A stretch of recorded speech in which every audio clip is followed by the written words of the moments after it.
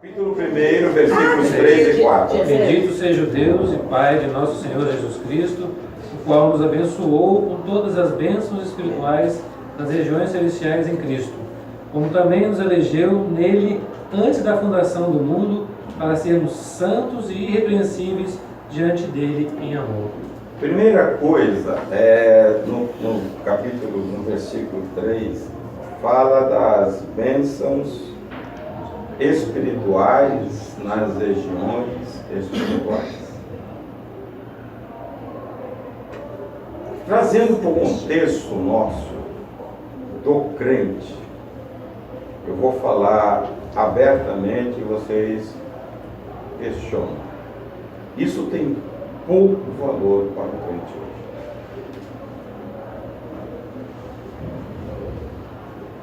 Paulo está começando: bendito o Deus de paz, que nos abençoou, algo já realizado, com toda sorte de bênção. Tudo Deus já provisionou e nos deu.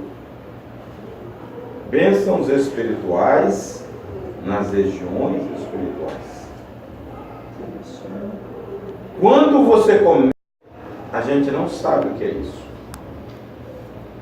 Quais são as bênçãos espirituais que Deus reservou para cada um de nós, que nos traz satisfação plena? Romanos 14, 17, leiam aí, para a gente começar a entender. E eu fico olhando, irmãos, eu comecei, eu vou fazer uma extensão daquilo que eu falei de manhã. Porque o reino de Deus não é comida nem bebida, mas justiça e paz e alegria no Espírito Santo. Veja, nós não estamos interessados em paz de espírito. Nós não estamos interessados em alegria.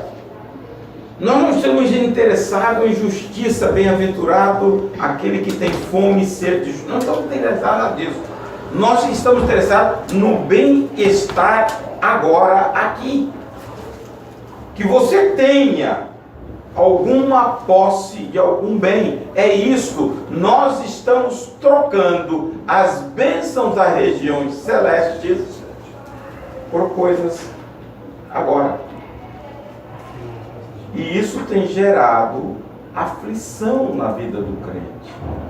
A estabilidade que Deus nos dá espiritualmente, só quem vive e desfruta sabe que isso não tem preço. Paz de espírito. Quantas pessoas sem paz tem por aí? Alegria. A Bíblia diz que Deus é a fonte. No Salmo 16, versículo 11, diz que nele há plenitude de alegria. Tem cara azedo pra caramba. Eu falo, meu Deus, que evangelho é esse? Que o cara está trucidando os outros porque não tem alegria. Se Deus fala que nele há plenitude de alegria e perpétuas. Não é isso? A tua mão direita há delícias perpetuamente. Perpetuamente. Então, quando você se aproxima de Deus, você desfruta, porque isto Ele tem. São bênçãos eternas nas regiões celestes. Só que nós queremos estar firmado aqui. A nossa segurança é onde eu piso. Mas aí está o problema. Quando eu me aproximo. Porque se eu ficar longe, eu não vou ver nada disso. Tá? Então, a minha garantia é quando eu estou metido com o pé aqui. Mas também tem assim, muitas pessoas, não é só quando eu me aproximo não. Porque tem muita gente aqui, tá? Que a gente acha que está gozando dessas delícias e não está.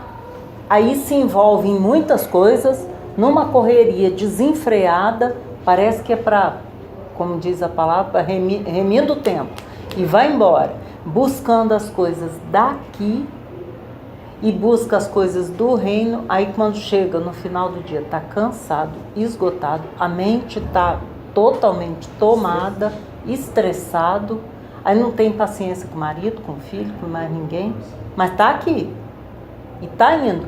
É como é igual aqueles hamsters na rodinha. Quando eu vejo uma pessoa assim, eu me lembro daqueles hamsters na rodinha. Roda, roda, roda, roda, roda e Não sai do lugar. Não, e cansa. E cansa. Aí o que fez de bom, estraga no final do tarde. Exatamente. Falando, né, que onde está o tesouro do homem? Aí está o coração.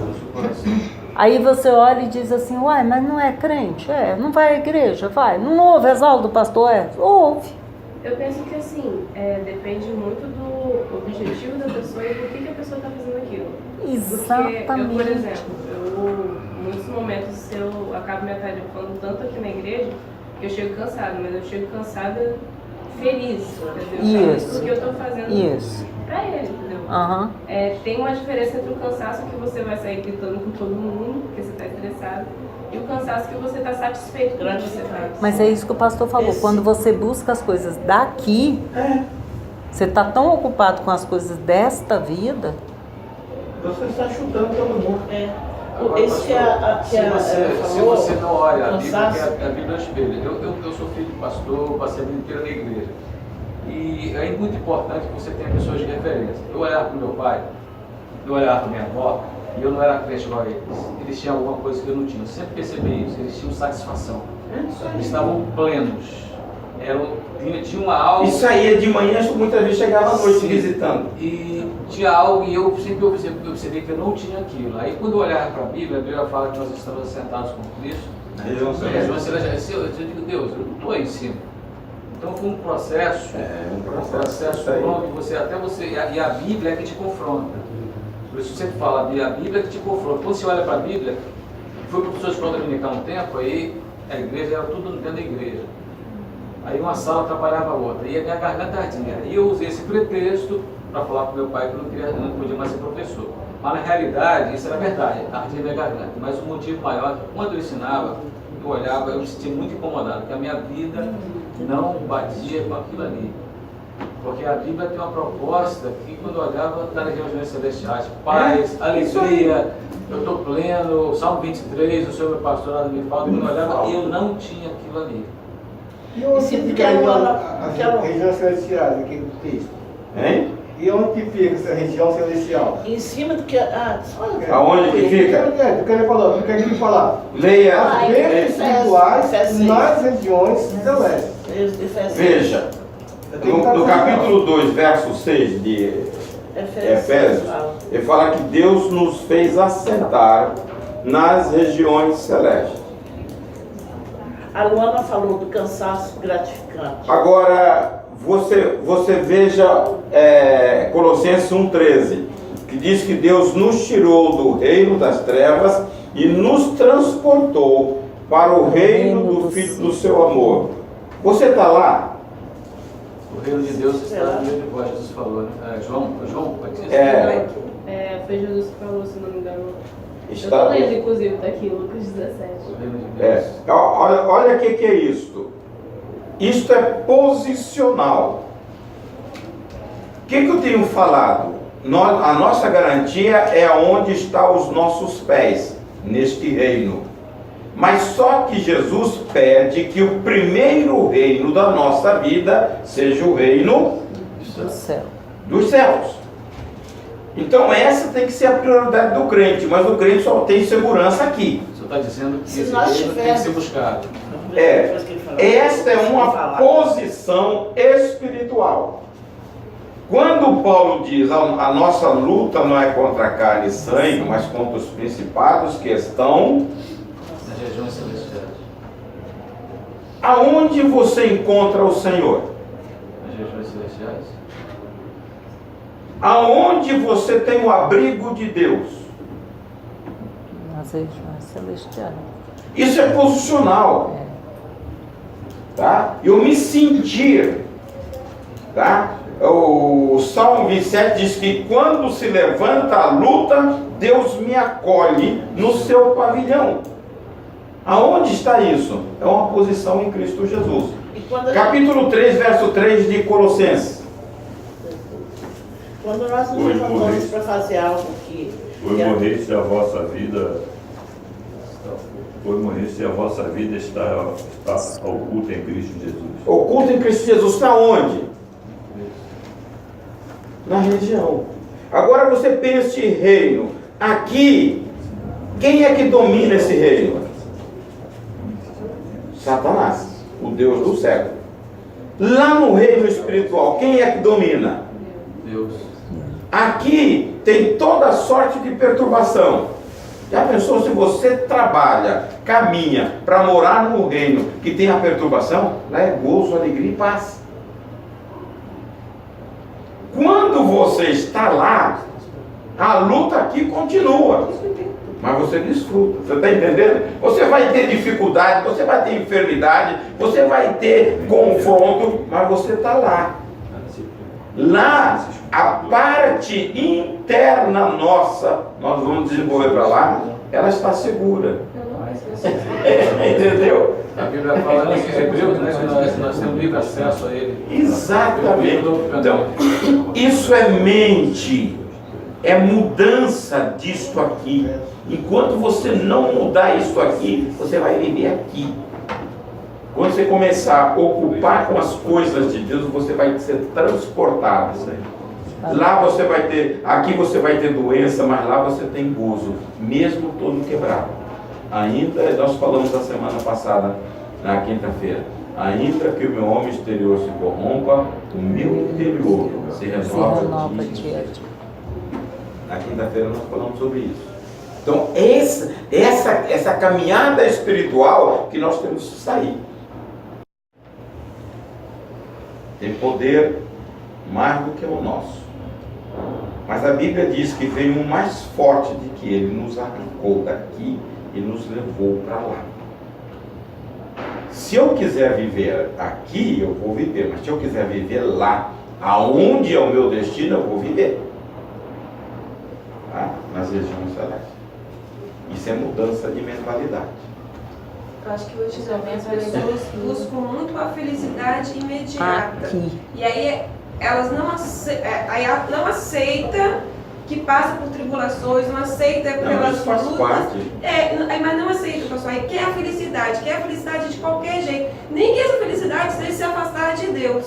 Não. Infelizmente. Isso, infelizmente, é falta de compreensão da palavra. Com certeza. Falta de intimidade para saber que Deus... O pacote da salvação, ele vem com o sofrimento embutido. Mas acho que... É porque tem hoje a teoria do ser feliz. Só que as pessoas procuram uma felicidade de aparência. A felicidade em Cristo... Depende. Veja, quando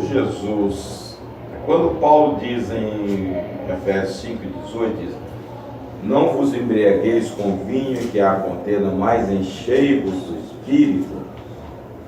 As pessoas bebiam para ter uma felicidade passageira, uma alegria. Passava o efeito do álcool, eles voltavam pior. E ele está dizendo: se você encher do Espírito, isto vai te trazer uma alegria perene, que você vai ter prazer em adorar, louvar, suportar, amar e perdoar, que você não tem.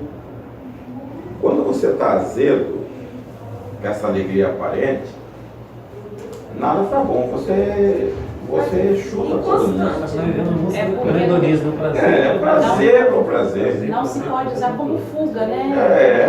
Para usar, por exemplo, a igreja como uma rota de fuga. Eu venho na igreja, você fala, vou bem. Quando eu saio daqui para fora, volta tudo de novo. O que é a gente gostaria, eu como pastor, que as pessoas tivessem pessoalmente uma experiência de caminhada com Deus. Aí depende. Se você tem uma experiência de caminhada, Você pode estar no meio de uma congregação, pode estar sozinho. Você tem comunhão com o Senhor, tem alegria com o Senhor, tem prazer no Senhor. Porque muitas vezes nós somos levados pela onda. Só sentimos quando há movimento. E não é isto.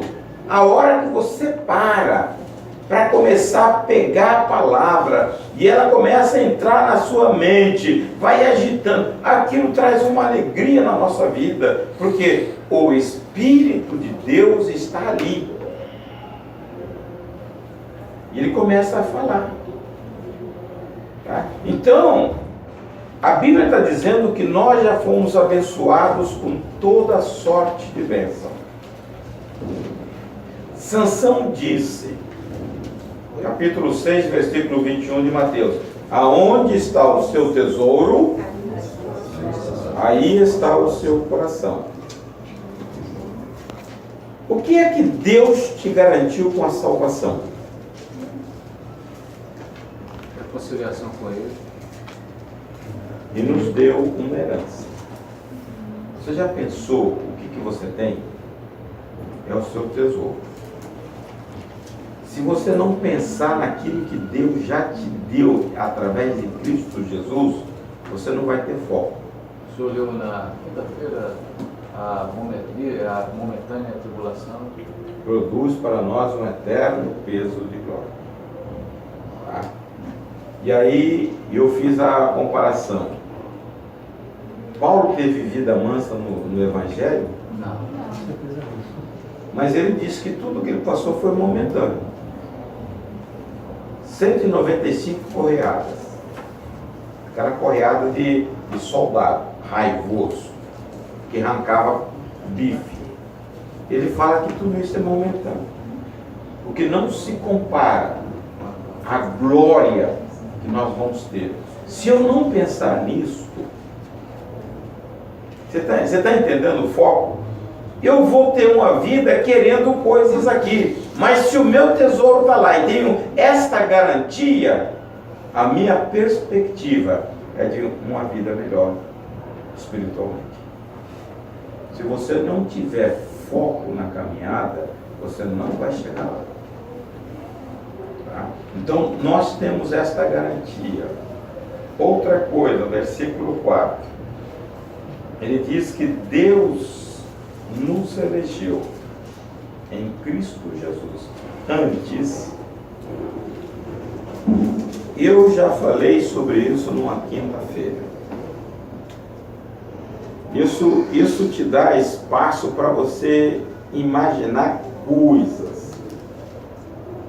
A Bíblia não fala que Deus pensou no universo. A Bíblia não fala que Deus pensou nos anjos. A Bíblia fala que Deus pensou em mim e me elegeu nele antes. As coisas existem por causa desse primeiro pensamento de Deus em mim. O universo existe porque Deus criou essa beleza toda por causa de nós. Que nós estamos no coração dele antes de todas as coisas. O que eu quero falar, ele tinha um propósito. O que diz aí? Estou falando aqui para o Sansão, aqui, muito sorrateiramente de baixinho, de que o senhor dá uma ênfase muito legal a essa Deus criou tudo por causa da gente. Rapaz, se você pensar na Bíblia, e isso te leva a hora que você começa a pensar. Por que a Bíblia não é a verdade de Deus? Deus não está falando que antes da fundação do mundo, quando existia nada, Ele já me contemplava e já me elegia. Olha, isso enche a vida da gente de alegria e prazer. Eu sou objeto do amor de Deus antes que existisse céu. Porque quando você pensa, os estudantes aqui, veja, os estudantes aqui, qual é o tamanho do universo? Qual é a distância dele?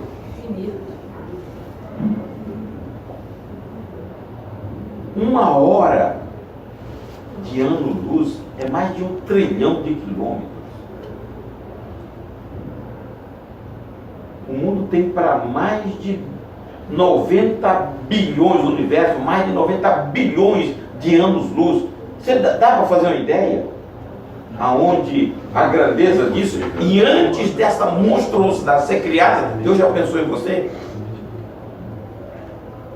Pastor, me impressiona muito no Gênesis. O que mais me impressiona, não é a peça? O que mais me impressiona no Gênesis é que Deus ia conversar com o homem. Isso aí. Por que ele vinha conversar com o homem? Porque o homem era puro e reto, não tinha defeito. Hoje ele conversa conosco através dos méritos de Cristo, por causa da nossa falha. E aí entra algo que eu vou falar na lição. Deus nos pensa nisso, para sermos santos e irrepreensíveis, tá? Perante Ele em amor. Este foi o propósito antes de todos o tempo. Ele nos elege antes do mundo para que nós fôssemos santos e irrepreensíveis perante Ele em amor. Por que ele vinha conversar com Adão? Porque ele fez um homem perfeito, reto e sem defeito. Como Deus é um ser assim, ele tinha comunicação de identidade, espécie. Se você olhar o Gênesis, você vai ver, Deus se relaciona com os animais segundo a sua espécie. Deus não altera. Então, como nós somos a espécie dele, ele vinha como nós tínhamos perfeição. Perdeu-se isso pelo pecado. Agora, o que Deus quer? Que este processo irrepreensível, santo e irrepreensível perante Ele em amor, nós recuperemos em Cristo Jesus. Jesus é o meio. Veja bem, Jesus é o meio pelo qual Deus nos aceita. Romanos diz lá no 3:25 que Ele se tornou a nossa propiciação. Não o meu mérito, mas Deus olha o sacrifício dele e fala, valeu a pena, meu filho, então vou aceitar o Adriano. Você está entendendo? Mas aí eu vejo um problema nosso, estrutural. Nós não ligamos para estas coisas para Deus. Qual é o avanço que eu faço? Não adianta eu ter conhecimento. Eu tenho que fazer alguma coisa para que Deus possa ir modificando a minha estrutura. Capítulo 2, verso 12 de Filipenses diz, desenvolvei a vossa salvação. Então, o homem tem que fazer parte do processo de santificação que Deus quer trazer a nós. No 13 ele fala, porque é Deus quem opera em vós, tanto querer como efetuar segundo a sua grande vontade. Então eu não posso agir fora de Deus. Por quê? Porque eu não tenho competência para isso.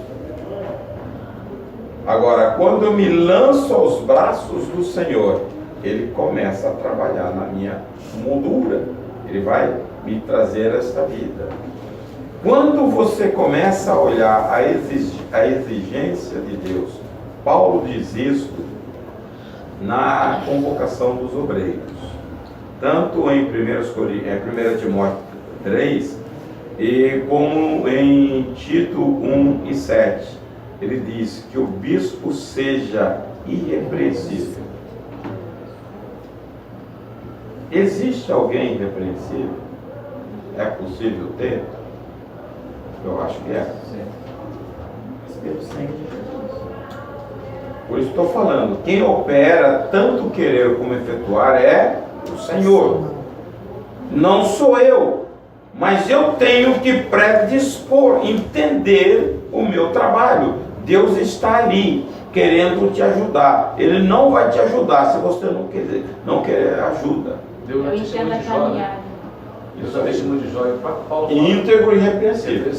Eu entendo a caminhada como um processo que a gente tem que se submeter. A criança nasce, ela passa por um processo, até chegar a essa estatura aqui. Isso aí. Então a caminhada é a mesma coisa. É o mesmo processo.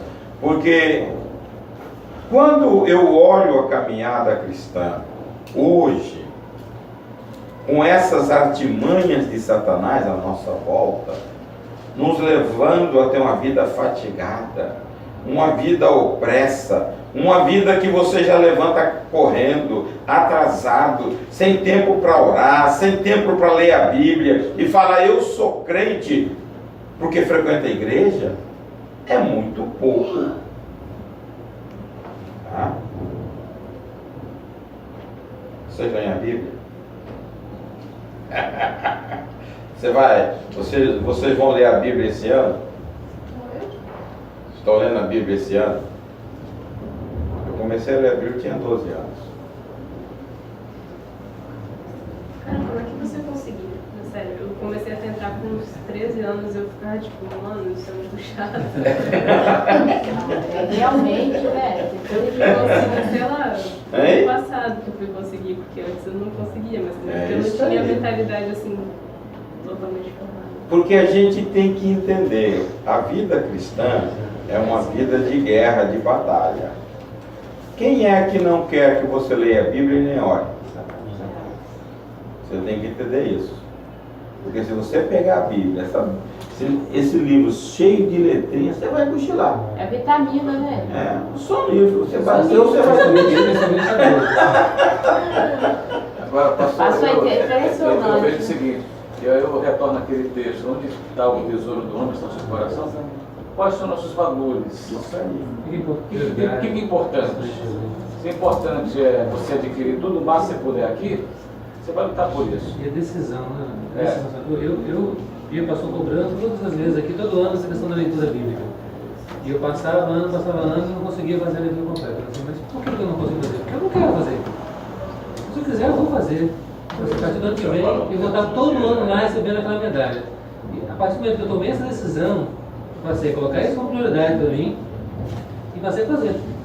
E aí acabou, é questão de você disciplinar. Disciplina. Tudo é hábito na nossa vida. Porque, meu Deus, se você acha que você tem tudo que tem isso aqui em Deus, você tem que ficar aqui mesmo. Mas se você realmente entende, isso aqui é passageiro. Isso aqui é um tempo. É isso aí. Isso aqui é um tempo. Colocar em primeiro lugar o reino de Deus, seus filhos, o que significa isso para mim?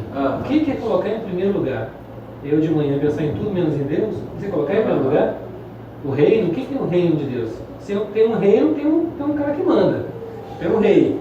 Deus é rei da minha vida? Não é. Se eu for o rei da minha vida, eu estou colocando Deus como rei. Você tem uma troca, é uma troca. Isso tudo é mentalidade. Se você não entender isso, você não... Você leva um tempo até você entender. Não é assim, eu falei também com não. você está se preparando para aposentadoria? Ele falou, estou. Eu falei assim, para a eternidade, você está preparando alguma coisa? Aí ele parou assim. O sujeito está se preparando daqui a 20 anos se aposentar. Está lutando. E para a eternidade toda. Não sabe nem tem. É muito interessante lembrar esse negócio aí do reino espiritual na hora que você está lendo a Bíblia, porque, por exemplo, quando eu tentei pela primeira vez, eu já tinha lido, sei lá, milhares de livros, e eu lia, sei lá, livros de 1000 páginas em 10 dias. Então, tipo, eu não entendia porque aquilo eu não conseguia. E quando eu criei a mentalidade que eu tinha que orar, e eu tinha que realmente ter uma vida certinha, assim, possível para conseguir manter isso, aí eu percebi que, tipo, realmente, assim, dependendo do dia, eu conseguia até sentir, assim, ao redor, assim, as coisas querendo que eu não lesse. Não lesse. Isso é a guerra mesmo. E você começa a entender o que é pecado na sua vida. Porque às vezes você passa por, isso aqui não sei tudo bem, nada a ver. Quando você começa a fazer a leitura da palavra, a palavra começa a te confrontar, você começa a entender o que é o pecado. O que é o pecado? E às vezes você fala assim, Senhor, eu estou certo nisso aqui. Às vezes você acha que você está bem, você está normal. Não. Isso aqui eu sempre fiz assim, eu sempre fui assim. Isso são as fortalezas. Exatamente. Mas deixa eu falar um pouquinho, assim, saindo da lição aqui.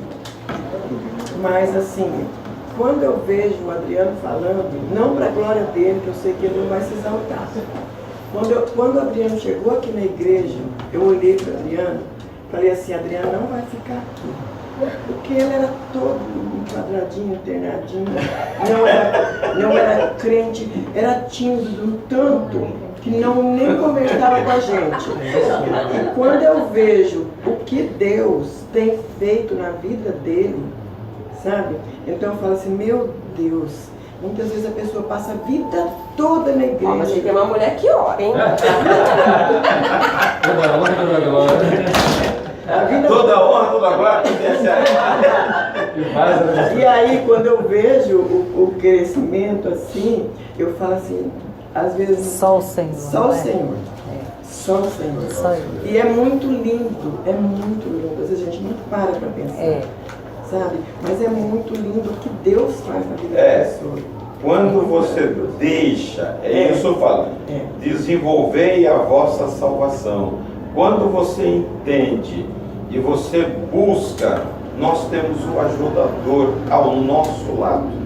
Ele quer, Deus quer que isso aconteça na nossa vida.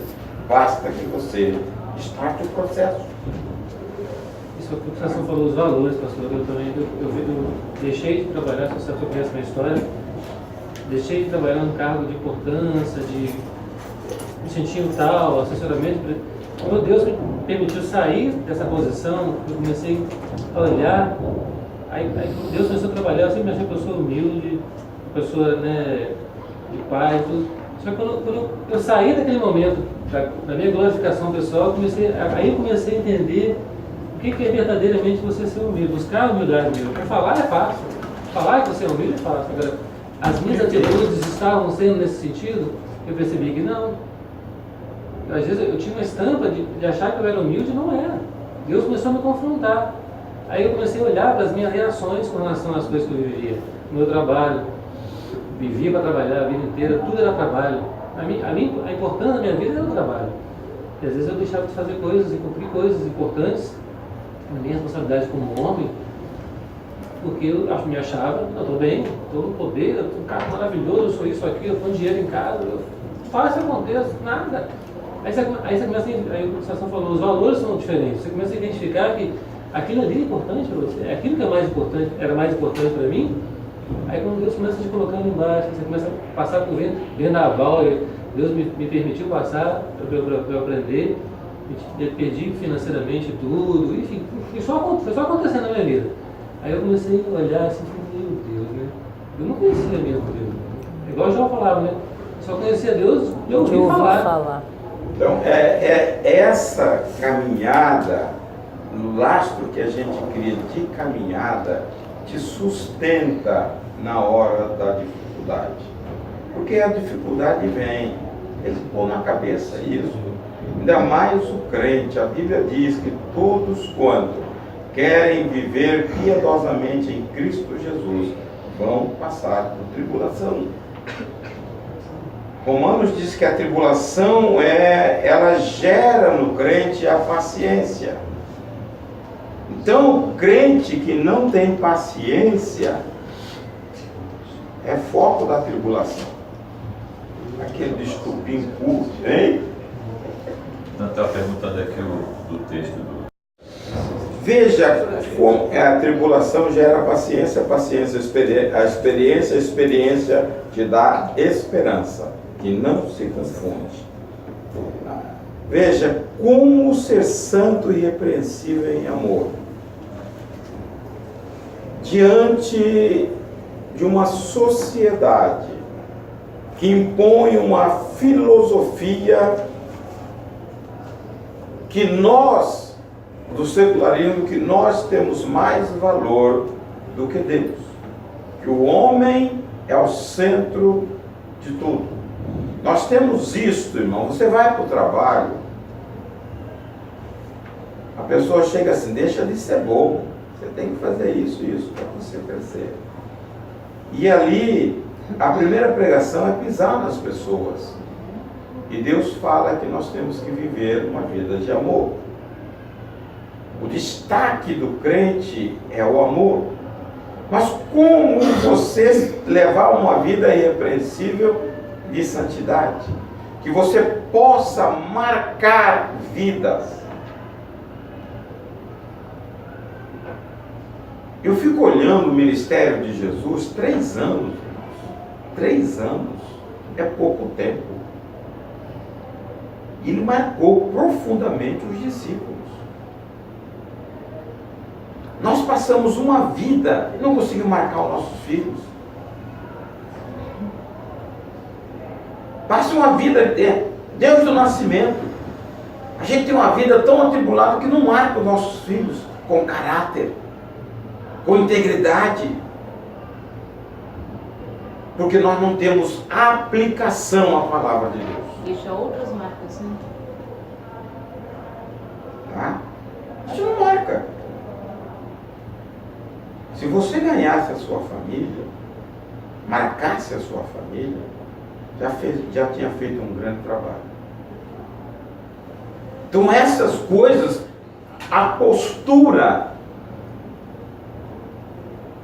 um pai que mente, não pode se tornar irrepreensível.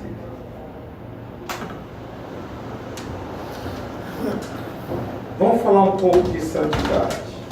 Deus é santo? Sim. Santo em quê? Em tudo. Toda maneira de ser santo. Quando Isaías teve a visão da santidade de Deus, ele se achava um grande profeta. E quando ele tem a visão da santidade de Deus, ele viu que não era nada daquilo. Caiu tudo. Caiu tudo. Se você não vislumbrar o que é santidade em Deus, você nunca vai aprimorar a sua. Porque o objeto que nós focamos, ele é santo. Por isso que, se não me engano, 11:45 de Levítico, Deus diz: sede santos, porque eu. Agora eu tenho que ter uma visão real da santidade de Deus. Isso também está em 1 Pedro 1:15. Então eu tenho que ter uma real visão da santidade de Deus. Deus está acima de toda contaminação e de todo mal. Porque ele não pode, a natureza dele não permite que ele se misture. Mas como é santo aquele que vos chamou, sede vós também santos em toda a vossa maneira de viver. Jesus está te chamando.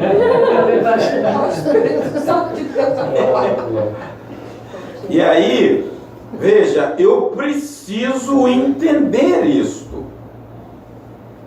E quando eu olho a espécie, e Deus é separado, porque não pode se misturar, eu só posso chegar a Deus através da santidade. Pastor, me corrija se eu estiver errada, mas a santidade seria, no caso, a busca por ser santo? Tipo, uma pessoa santa seria aquela pessoa que busca não errar ou uma pessoa que não erra? Não, a que busca. Porque, inclusive, faria muito sentido, considerando o que você falando, tipo, se a gente olha a santidade de Deus, a gente nunca vai estar satisfeito com a nossa suposta santidade. Ah, tá. Você entendeu? Porque você vê lá a distância, e eu estou aqui. Isaías era um santo, assim achava. A hora que ele viu, vou morrer, porque ele viu uma coisa estrondosa, vou morrer. Que eu vivo no meio de um povo impuro e meus lábios falam impureza.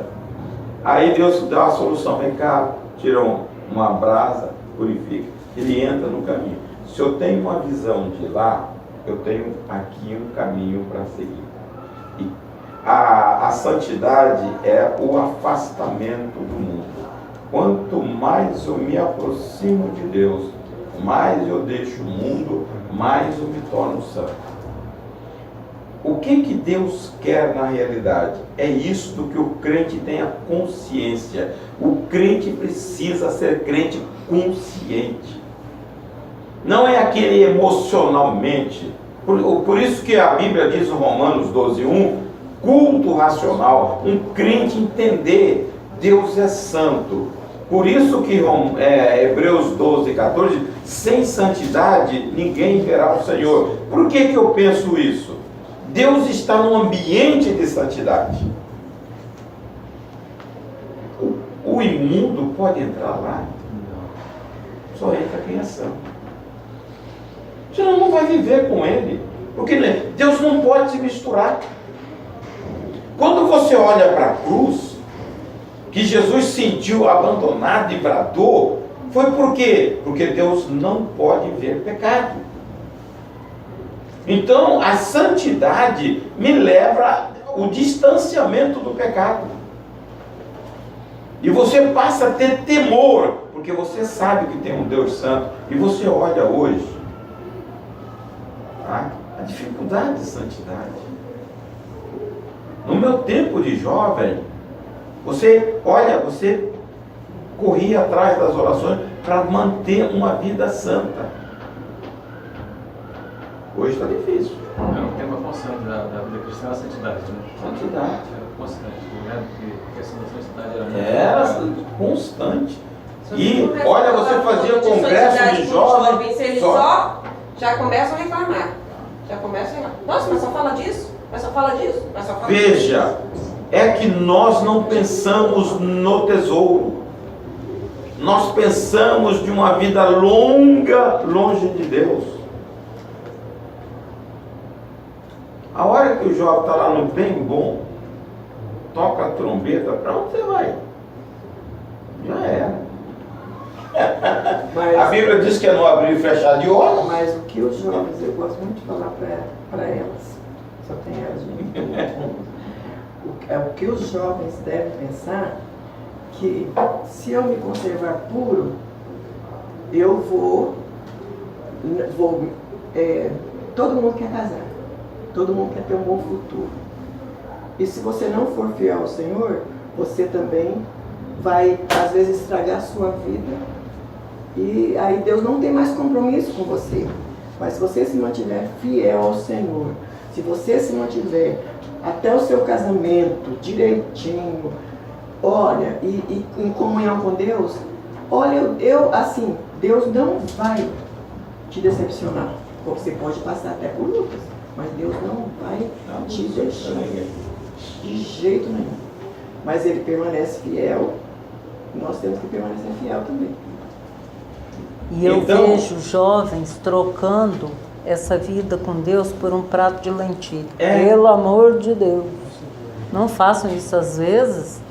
Até a lentilha é melhor do que aquilo que está do seu lado. Sabe o que eu vejo que é muito um problema? Eu, por exemplo, eu estou num curso que as pessoas que estão ali são muito inteligentes. Muito mesmo. E sabem falar. São sofistas natos. Assim. E tipo, se você ficar muito tempo conversando com eles, você ouve assim, as coisas que eles falam com tanta certeza assim, e chega, dá vontade assim, de pensar, pera, será que isso é verdade? Como eu tenho muita convicção do Deus que eu sirvo e das coisas que eu acredito, não faz diferença pra mim. Mas eu vejo que muita gente que entrou lá junto comigo, que muda a cabeça. Que eu, muda assim. Está muito preparado. É só porque eu já vi uma pessoa, já também várias faixas etárias. Eles apresentam, na realidade, uma realidade mais fácil. Porque viver no meio cristão não é fácil. Não é fácil. Você ser diferente, ser separado, ser excluído do mundo, não é fácil.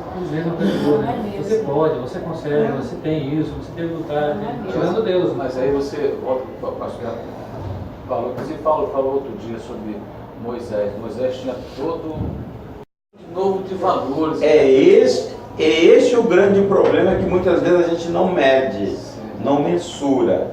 As coisas, aquele texto que eu li na quinta-feira, que nós vemos são passageiras. As coisas que nós não vemos são eternas. Pastor, e este é o foco. O mundo brilha nos nossos olhos. Quem que não tem desejo de fazer? O pecado é coisa ruim, pastor? Não, Às vezes.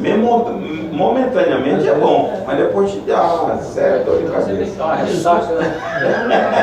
Mas pastor, Às vezes- eu costumo falar da minha experiência que eu tive, assim, né? Quando eu me converti, eu quis ler a Bíblia. A primeira coisa que eu fiz foi ler a Bíblia, e eu quis ler a Bíblia inteira, né? E quando eu comecei a ler a Bíblia inteira, que eu cheguei lá e vou ver para chegar a Deus, tinha que sacrificar e tinha toda a pureza e limpa daqui, faz daqui. Mas Deus me confrontou ali, Deus falava comigo de um jeito, de Levíticos ali, eu fui lendo aquilo ali e falei assim, gente, Deus é santo, Deus é santo, Deus é santo. Eu não vou chegar a Ele se eu não mudar, se eu não me transformar. E aí eu fui aos pés do Senhor e falei, Senhor, e eu falo com Ele todos os dias, Senhor, eis-me aqui, me transforma, me muda, mas o que eu quero, Senhor, é estar na Tua presença naquele grande dia, porque eu sei que não vou chegar lá de qualquer jeito. E não só a santidade do corpo, da santidade, não, gente, a santidade da boca, do pensamento, do agir. Então, assim, é santidade. Deus é santo, e a gente não vai chegar de qualquer jeito diante de Deus. Você está pedindo. Às vezes, o Adriano falou uma fala que se o pecado é ruim, às vezes não é o pecado, é o deleite. Eu te digo, o senhor vai ler a Bíblia, que horas? 3 horas? Agora, qual que é melhor? Fica dormindo mais um pouquinho ou ler por 3 horas, 4 horas? Isso é deleite, é opção. Ele falou, buscar primeiro o reino de Deus. Então, até os jovens ali, às vezes você pode tomar uma decisão, mas a decisão é sacrificante, é dolorosa, mas é melhor você ir na praia, é melhor você ir no cinema. São decisões, às vezes não chega a ser pecado, mas por opção, buscar primeiro o reino de Deus você não está buscando, você está descumprindo o princípio, né? E aí, às vezes não chega a ser pecado, mas é a opção do cidadão que dá o caminho futuro dele. Então, quando nós olhamos para a santidade de Deus, isso tem que nos levar a uma posição também de santidade. A santidade, ela é abrangente. Paulo fala isso em Tessalonicenses 5:23. Ele diz que ela tem que gerar no espírito, na alma e no corpo. Então tem que ser uma santidade profunda, tá? Não é algo aparente, porque a nossa estrutura interna foi danificada pelo pecado. Foi ali que aconteceu o mal. A Bíblia diz que com a desobediência, qual foi a promessa de Deus? Não coma da árvore, porque no dia que você comer, você vai morrer. Quando a serpente disse, você não vai morrer, como de fato ele não morreu, mas a morte a passou a existir naquele momento, e ele perdeu o contato com Deus, morreu espiritualmente. Então o espírito do homem sem Deus é morto. E eu preciso, a hora que eu acendo a lâmpada da mente, do olho do entendimento, Deus vem e age no espírito e vivifica o espírito. Só que eu preciso fazer com que o espírito desabroche para Deus. E uma das coisas que está no espírito é a fé. E nós falamos isso sobre aquela visão da fé, nós falamos isso na quinta-feira, e a gente vê que é muito difícil. Santidade no espírito, como está leia aí 2 Coríntios 7:1, que a Bíblia diz, já que nós temos tais promessas, amados, visto que temos essas promessas, purifiquemo-nos de tudo o que possa contaminar o corpo e, por conseguinte, a alma, aperfeiçoando a santidade no temor de Deus. Na outra versão fala o Espírito. A minha purificando-nos de toda imundície da carne e do espírito, aperfeiçoando a santificação no temor de Deus. Toda a imundície da carne e do espírito. Se eu tenho uma fé claudicante, eu desagrado a Deus. E nós temos visto ultimamente que pessoas, elas não estão firmadas em fé. E sem fé é impossível você agradar a Deus. Eu preciso ter uma fé estabelecida em Deus. Jesus disse, 11:22 de Marcos, tende fé em Deus. A fé não pode ser em coisas. A fé olha o invisível. A fé olha aquilo que é eterno. Então, a nossa visão que o mundo apresenta é aquilo que é palpável. Fé não é isso. E quando eu não tenho fé suficiente para isso, eu tenho que pedir a Deus. Eu tenho uma fé defeituosa, preciso de santidade. É muito fácil você conversar com uma pessoa que está com problema, você aconselhar. O difícil é quando o vento sai de lá e vem para cá. E aí você permanecer fiel. Tá? Porque a sua fé vai embora. Você tem fé para orientar, mas não tem fé para participar. O redemoinho bate para cá, você precisa de fé, sabendo das promessas de Deus e sabendo da fidelidade dele que vai te levar lá no final. Para mim esta é a fé fruto, tá? Porque você se desenvolve, porque ela vem do Espírito de Deus. Quando a fé é fruto, você caminha em segurança. É aquilo que Deus disse a Abraão: Abraão, dá-me o teu filho. A Bíblia diz que ele, na madrugada, nem falou com Sara, porque Sara ia dar problema. Desesperar. Abradou o jumento e saiu com o filho. Eu vou oferecer ao Senhor, porque ele pediu. Mas eu acho que é porque ele conhecia as emoções das mulheres. Deus conhecia as emoções das mulheres.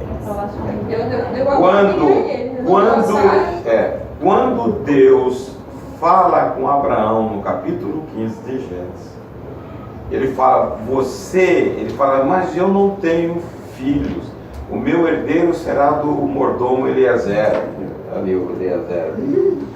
Aí ele falou assim, não, vai ser do seu lombo. Mais que depressa, Sara pega Agar e fala, tá aqui, ó.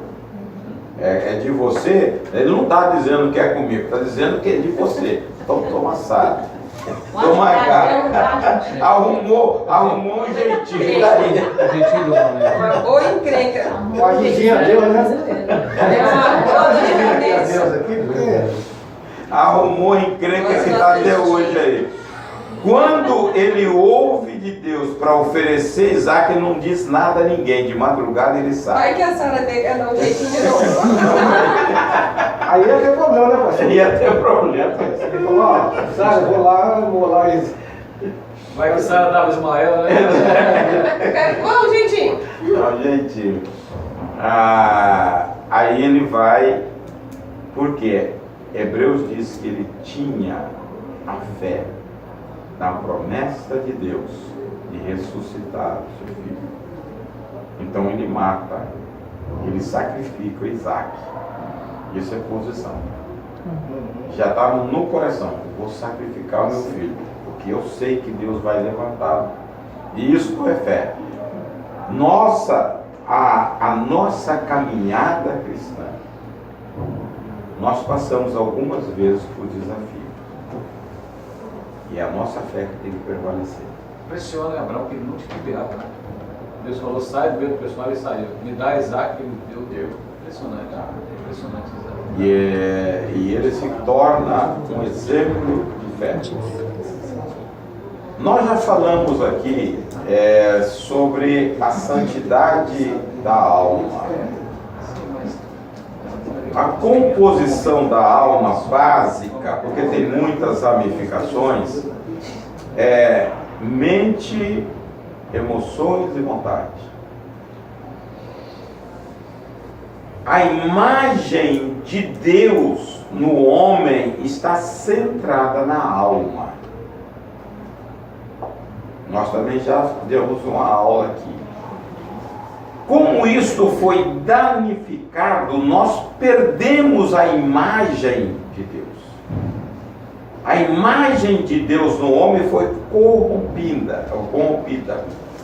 E nós podemos restaurar através de Cristo. Por isso que ele, leia 23 aí, que eu não me lembro, ele fala em 5:23 de 1 Tessalonicenses.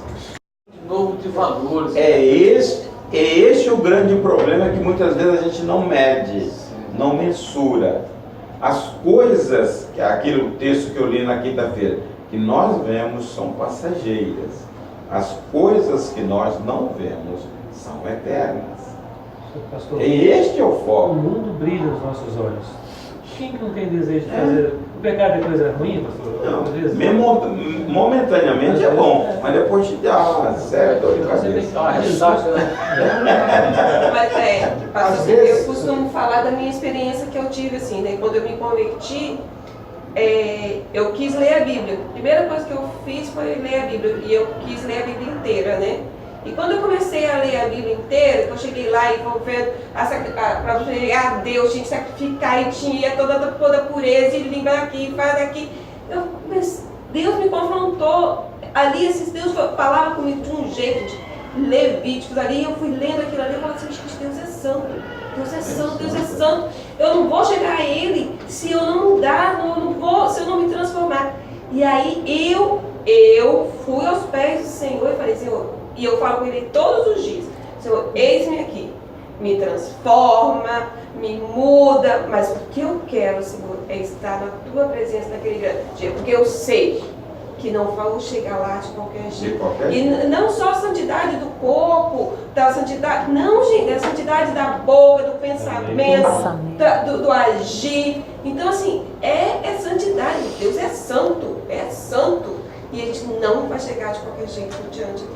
Você está pedindo. Às vezes, o Adriano fala que se o pecado é ruim, às vezes não é o pecado, é o deleite. Eu te digo, o senhor vai ler a Bíblia, que horas? 3 horas? Agora, qual que é melhor? Fica dormindo mais um pouquinho, ou ler a Bíblia 3 horas, 4 horas? Isso é deleite, é opção. Ele falou, buscar primeiro o reino de Deus. Então, até os jovens ali, às vezes você pode tomar uma decisão, mas a decisão é sacrificante, é dolorosa, mas é melhor você não ir na praia, é melhor você ir no cinema.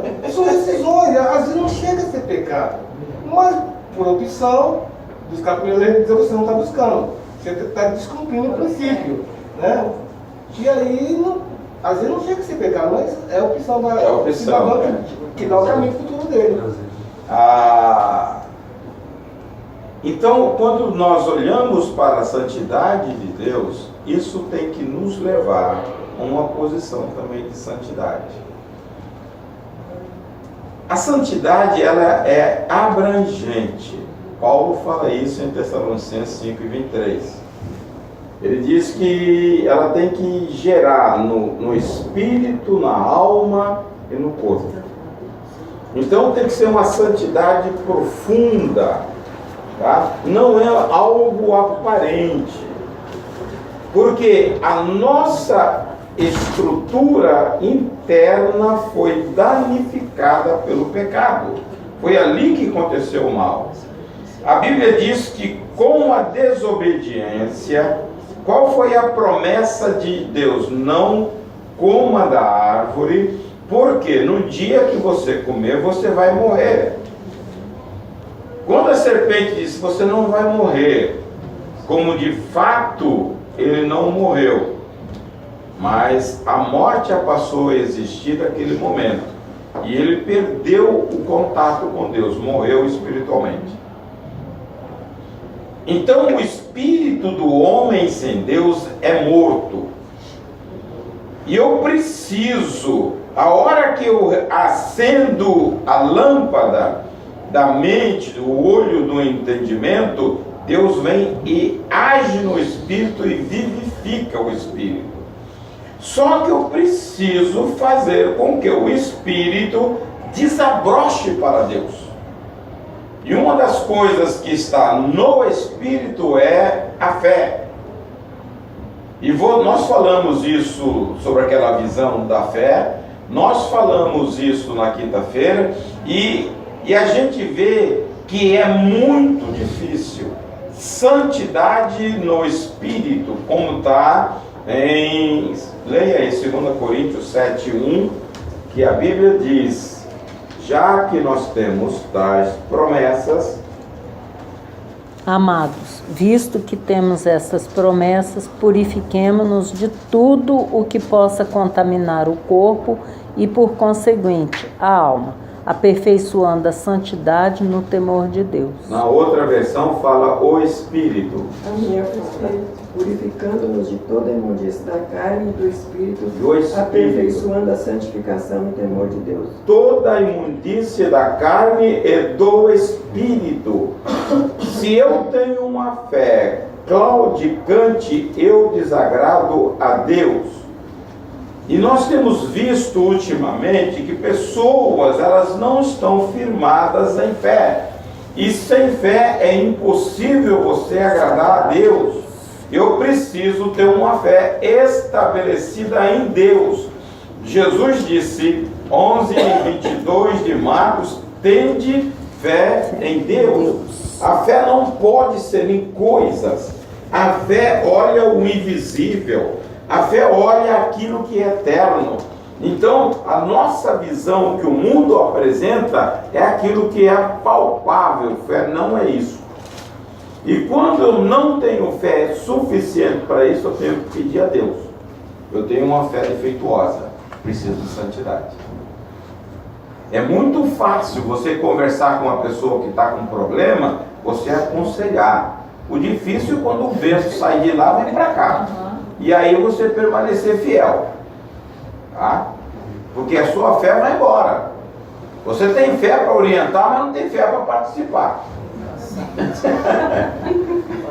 O redemoinho bate para cá, você precisa de fé, sabendo das promessas de Deus e sabendo da fidelidade dele que vai te levar lá no final. Para mim esta é a fé fruto, tá? Porque você se desenvolve, porque ela vem do Espírito de Deus. Quando a fé é fruto, você caminha em segurança. É aquilo que Deus disse a Abraão: Abraão, dá-me o teu filho. A Bíblia diz que ele, na madrugada, nem falou com Sara, porque Sara ia dar problema.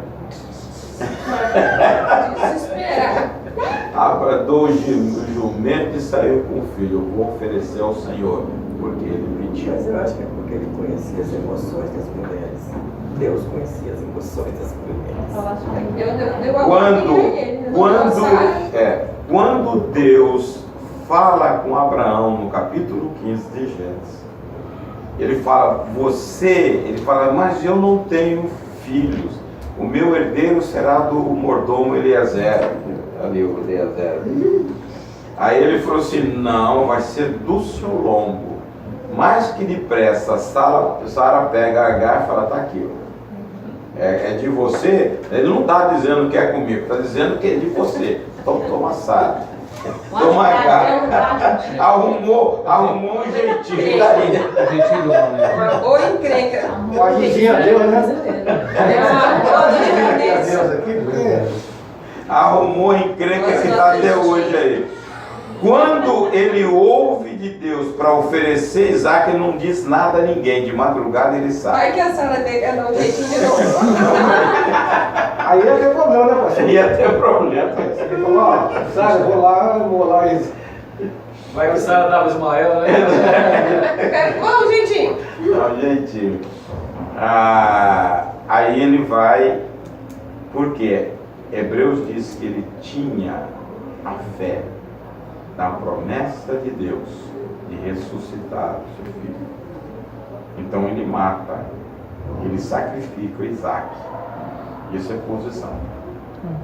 Já estava no coração, vou sacrificar o meu filho, porque eu sei que Deus vai levantá-lo. E isso é fé. A nossa caminhada cristã, nós passamos algumas vezes por desafio. E é a nossa fé que tem que prevalecer. Impressiona Abraão que ele não tinha que ver Abraão. Deus falou, sai do meio do pessoal e saiu. Me dá Isaac, ele deu. Impressionante, impressionante Isaac. E ele se torna um exemplo de fé. Nós já falamos aqui sobre a santidade da alma. A composição da alma básica, porque tem muitas ramificações, é mente, emoções e vontade. A imagem de Deus no homem está centrada na alma. Nós também já demos uma aula aqui. Como isto foi danificado, nós perdemos a imagem de Deus. A imagem de Deus no homem foi corrompida. E nós podemos restaurar através de Cristo.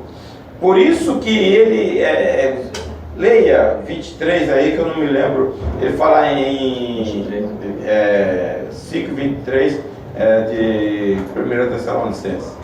De maneira, ele fala para irrepreensível E o também. mesmo Deus de paz nos santifique em tudo, e todo o vosso espírito, e alma, e corpo sejam plenamente conservados, irrepreensíveis para a vinda do nosso Senhor Jesus Cristo. Veja, ele está pedindo que essa estrutura triúnica sejam plenamente conservada e irrepreensível outra vez. Então eu tenho que atentar para as palavras da palavra. Irrepreensível. Eu tenho que ter uma ação sobre esses elementos que foram danificados pelo pecado, para fazer uma restauração, para me tornar irrepreensível. E aí você começa a entender a alma, mente, emoções e vontade. A Bíblia diz que na mente ela é construída fortalezas. E essas fortalezas são armazenadas desde a nossa infância, a nossa genética e a nossa herança familiar. Procedimento, nós marcamos os nossos filhos. Tá? E isso torna tão difícil tirar. Nós vamos para a escola, convivemos com a sociedade, cada um tem um princípio, uma maneira de olhar, uma filosofia de vida. Isso vai entrando. Quando nós chegamos à igreja, nós chegamos para a palavra, nós temos que tirar isto que foi sedimentado ao longo do tempo. Eu sempre penso o seguinte, são as muralhas que nós construímos, e como que você derruba a muralha? Só com martelete. É a marreta, pastor. Só a marreta. A trombeta também, pastor. A trombeta também. E aí vem a dificuldade. Para você fazer isto, tá? Você tem que demanda esforço, não é qualquer coisa que você derruba uma parede. E aí o crente chega para cá, cruza os braços e acha que está bem. E aí, como que eu vou morar com o Senhor? Porque outra coisa que derruba. Água viva, que vai correndo, derruba. Derruba? Água viva. Água, negócio todo.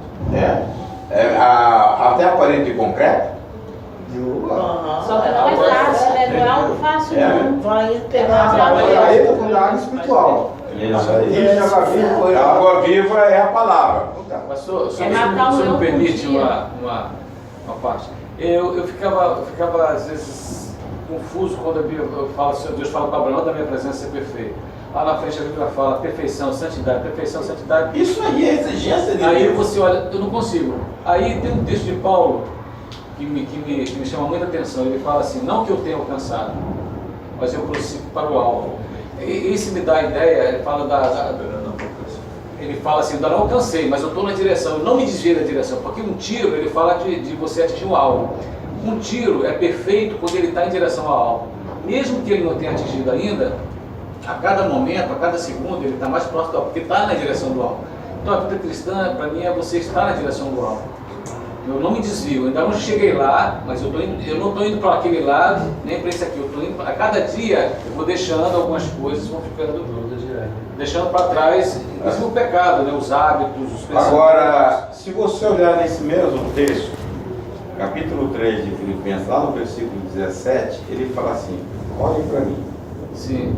me imite, tá? E veja as coisas que eu faço, faça daquilo que eu estou fazendo.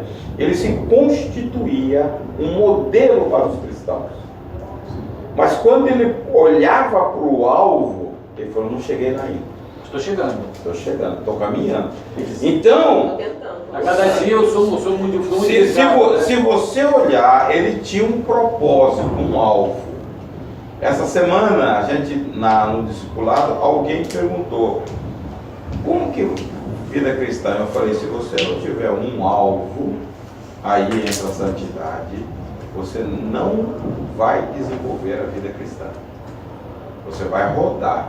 Se você achar que aqui está tudo bem, Paulo andava assim, mas ele tinha um alvo de excelência. Ele olhava para Jesus, ele olhava para ele e falava: pode me imitar, que eu sou o cara. Mas eu olhava para Jesus: eu estou longe de lá. Eu vou, mas eu consigo, eu vou prossigo. Está vendo? Se você tirar o foco de Jesus, olhar o modelo de Jesus, você não vai caminhar. Agora, se você olhar para Jesus, você tem uma distância para caminhar. E isto nos leva à santidade e ao aprimoramento. É um desafio isso, é desafiador. É por isso que você tem que se desafiar a servir Jesus.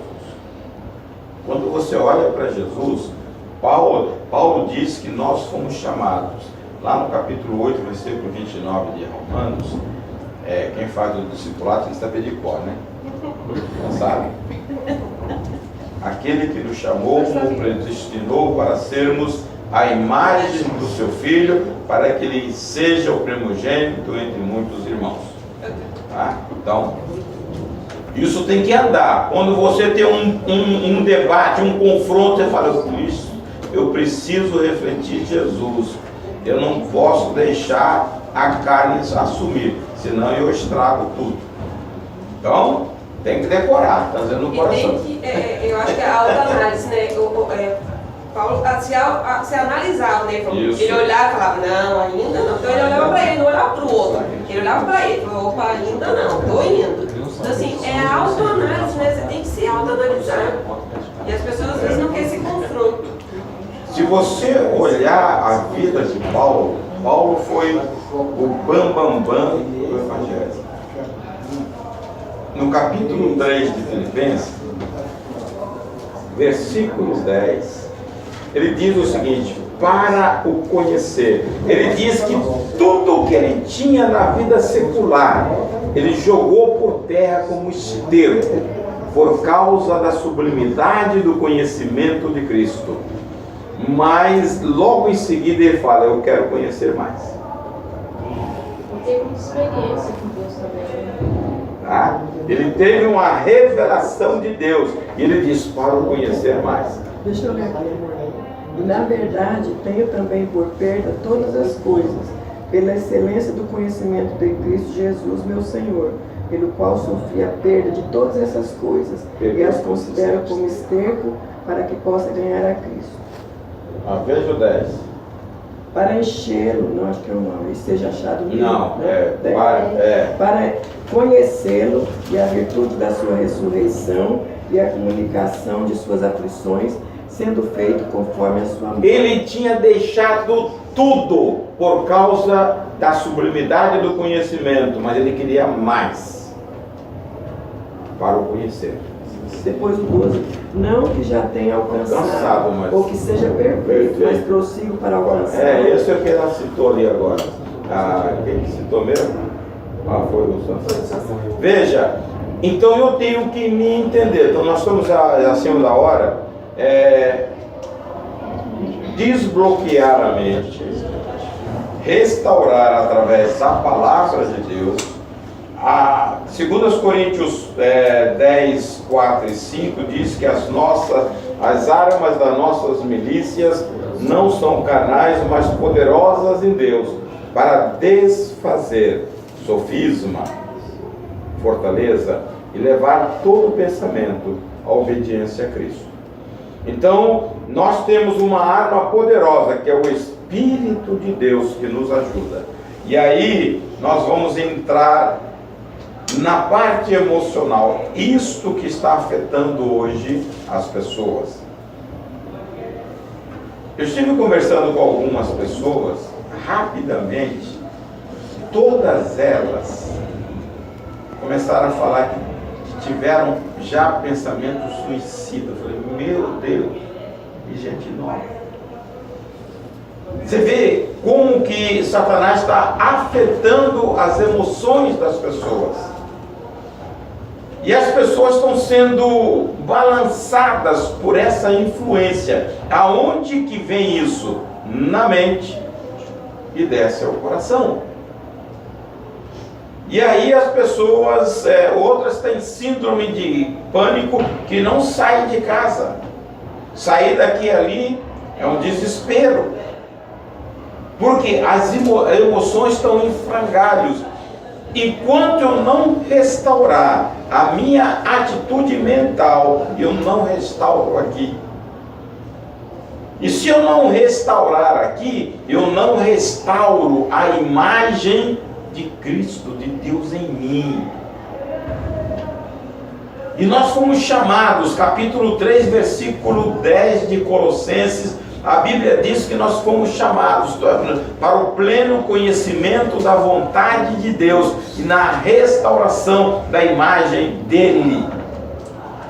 Então eu preciso me focar na palavra de Deus, o propósito, nos levar à santidade e restaurar a imagem. Mas para restaurar a imagem, eu preciso restaurar a minha alma. Vontade muito deficiente.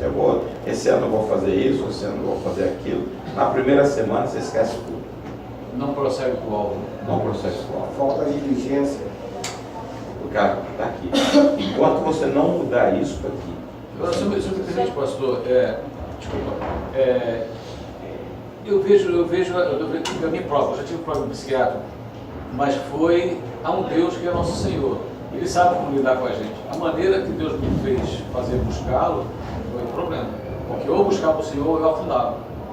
Foi o período que mais orei na minha vida. E não orava antes. Eu tive que orar. Ou eu orava ou eu não sobrevivia. E é isso aí, não sobrevive. Deus permite, muitas vezes, Deus permite para colocar você buscá-lo. Entendeu? Buscar, eu queria tudo da vida, mas ou agora, o Senhor mesmo ou não sobrevivia. Agora, você passou por isso. Você entrou nesse funil.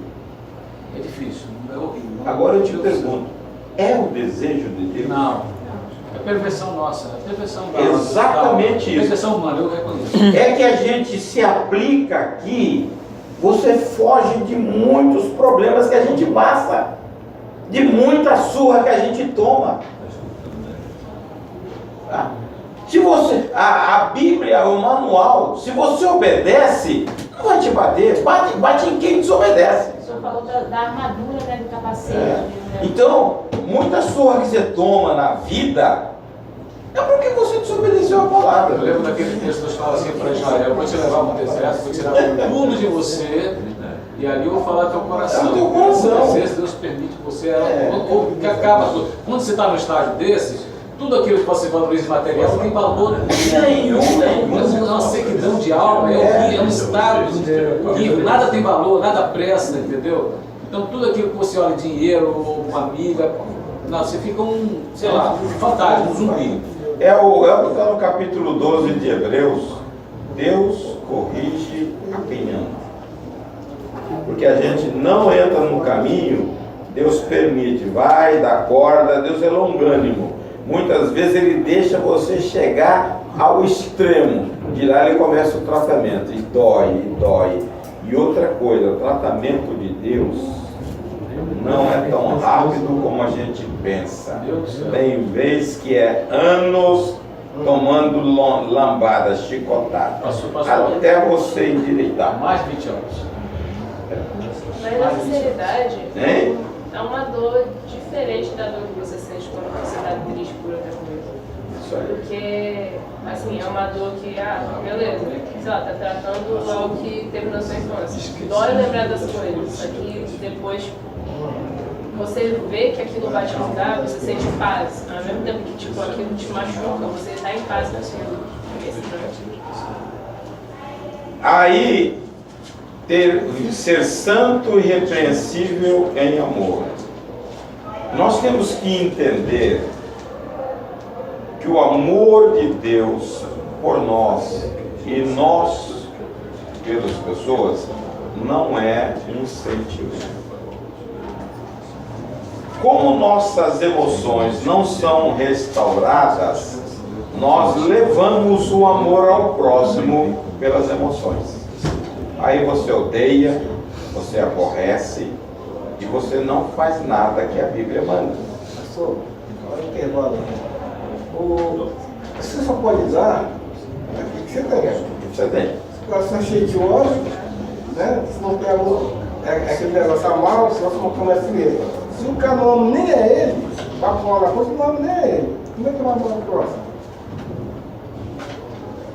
Mas você tem que estar cheio de amor no coração. Veja bem, quando você olha para a palavra de Deus e vê mandamento, mandamento não exige desculpa, você tem que cumprir. Tá? A Bíblia, por isso que Jesus diz, lá no capítulo 13 de João, fala assim, um novo mandamento vos dou. Versículo 34. Que vos ameis assim como eu amo.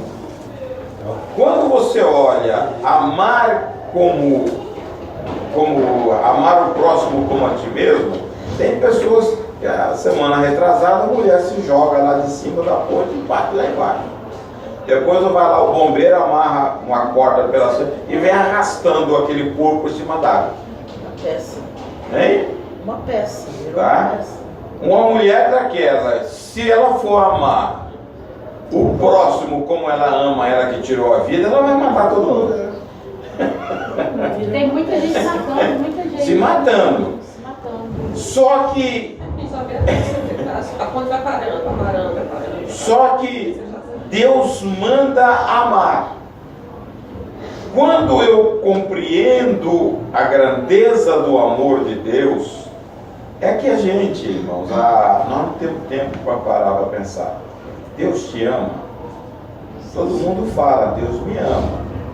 Mas você sente esse amor, você sente o acolhimento desse amor, mesmo na hora de dificuldade que você passa, você sente o amor de Deus por você.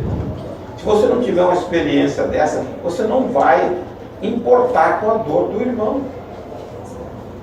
Você não vai, você está pouco se lixando. Tá?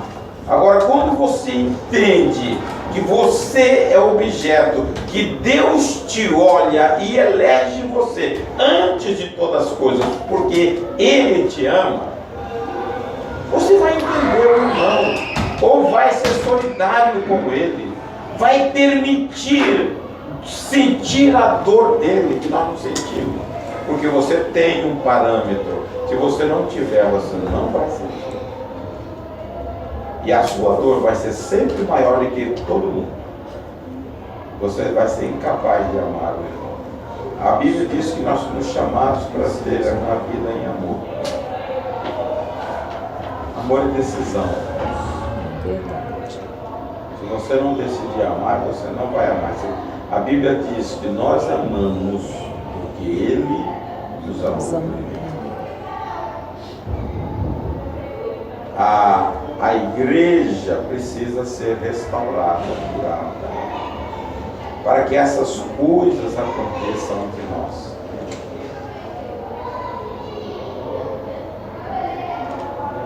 A Denise, de vez em quando, ela está socorrendo pessoas aí. Semana veio uma pessoa fora da igreja. Olha, se você conversar com umas pessoas, tem muita gente doente. Como que nós vamos tratar das pessoas se eu não quero ser tratado pelo Senhor? Que eu não quero ser curado pelo Senhor? restaurado a imagem de Jesus. Eu preciso me colocar nessa posição para Deus me tratar, para ser um canal de bênção para o irmão, ajudar as pessoas na necessidade. Eu preciso compreender o valor que eu tenho perante Deus. Deus me ama, Ele me entregou o mais precioso por mim. Eu preciso olhar o irmão com compaixão. Mas eu fico preocupado comigo, fico preocupado com a família, fico preocupado, se eu não estiver bem, o resto que afunde. E não é isso o Evangelho.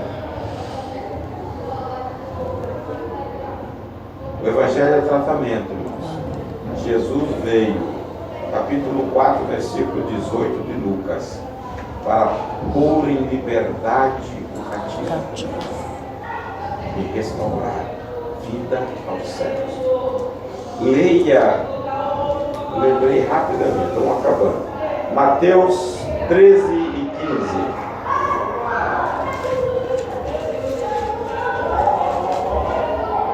Jesus fala dos fariseus. Porque o coração deste povo está endurecido e ouviu de mau grado com os seus ouvidos e fechou os olhos, para que não veja com os olhos e ouça com os ouvidos e compreenda com o coração e se converta, e eu os procure. E eu o quê? Tá? Está na igreja, só nos fariseus, com o olho cego, o ouvido surdo, o coração, e Jesus estava querendo que eles façam e compreendam que eu os cure. Jesus quer curar, e muita gente está aqui na igreja, Jesus querendo curar. Procura doente, e Jesus que eu os cure, e os caras lá não deixavam de frequentar a sinagoga, só para confronto, querendo pegar Jesus na nossa cilada. Não precisa. Mas essa palavra que você falou de manhã, às vezes a pessoa não acha que precisa ser curada. Enquanto não cair em si. Não sei se eu falei segunda-feira passada ou na outra segunda. Eu falei, se você não se autoanalisar, você não vai saber. Mas tá doendo. Você precisa pro confronto com Deus, é com Deus. A gente é muito pronto para analisar a O vida outro, mas a nossa tem que parar. Mas é porque a dor, o outro sentir a dor é mais fácil, porque ele sentir ninguém tá sentindo. E dor, a transformação vai causando essa dor. E é inconveniente. Não é fácil não.